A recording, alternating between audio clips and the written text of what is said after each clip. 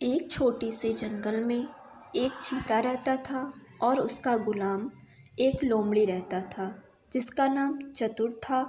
चतुर बहुत चालाक था। चीता और उसका गुलाम चतुर खाने की तलाश में जंगल में घूम रहे थे। तभी उन्हें एक बकरी दिखाई दी। तभी बकरी की नज़र चीते और लोमड़ी पर पड़ी।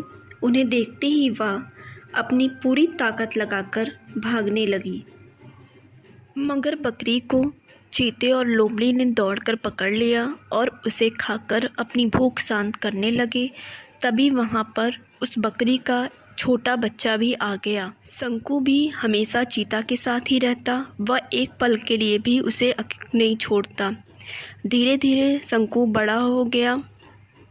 एक दिन चीता खाने की तलाश में दूसरे जंगल की तरफ चला गया।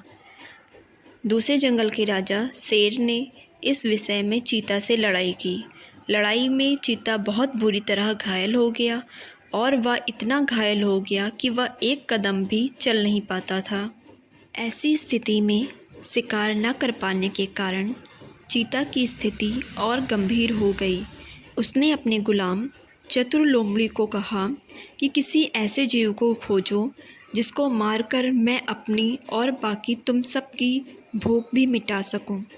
जाओ और थोड़ा जल्दी इसका प्रबंध करो। शाम तक खाने की तलाश में इधर उधर भटकने के बाद चतुर लोमड़ी के मन में एक विचार आया, क्यों न शंकु को मारकर अपनी भूख मिटाई जाए।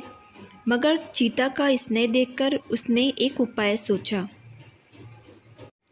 चतुर लोमड़ी शंकु के पास गया और उसने शंकु से कहा, हे शंकु, भोजन के बिना स्वामी बहुत गंभीर है। स्वामी के न रहने पर हम सब भूखे मर जाएंगे। अतः स्वामी की भलाई के लिए जो मैं कह रहा हूँ उसे ध्यान से सुनो।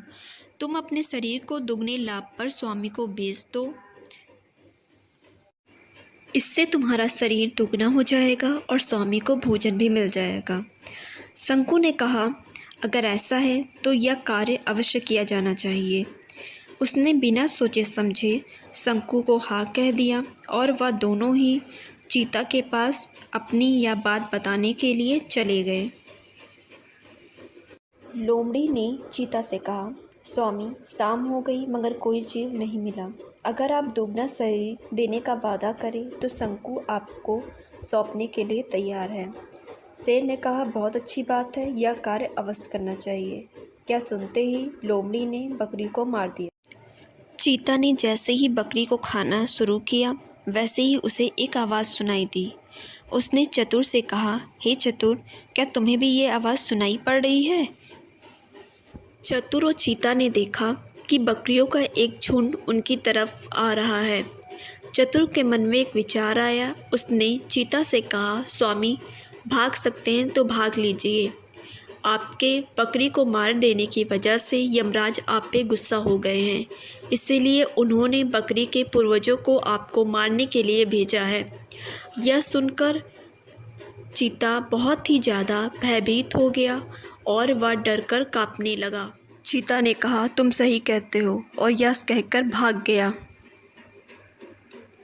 चीता के जंगल से भाग जाने के बाद चतुर चीता की वर्षों की गुलामी से आज़ाद हो गया और अपनी चालाकी से वह इस छोटे से जंगल का राजा बन गया और सारे जानवरों पर हुक्म चलाने लगा।